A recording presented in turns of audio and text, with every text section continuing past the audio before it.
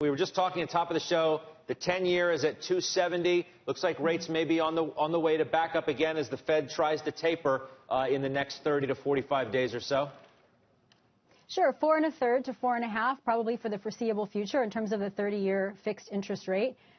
This market is very dependent on first-time home buyers, which, as you pointed out, have been on the sidelines for some time. They've represented about 28% of sales in the last year, and in a healthy market, that's about 40%. So it certainly is putting a damper on home sales, which I actually think is a positive thing, and I'm a little bit concerned about first-time home buyers jumping into this market.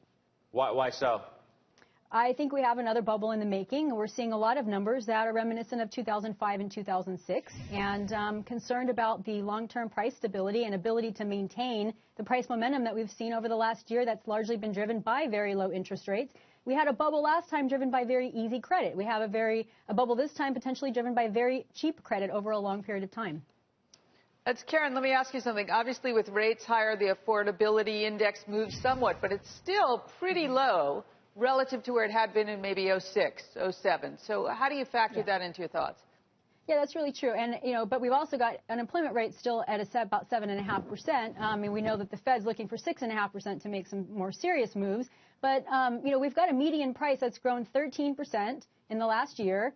And that's the highest percent gain since 2005. So if all other factors held the same and consistent, and we expect similar types of gains over the next maybe say 1 to 3 years, we could see prices back where they were again. We're already starting to see some signs of that in Miami, Boston, California, where we've got 65% of purchases being made in cash by investors.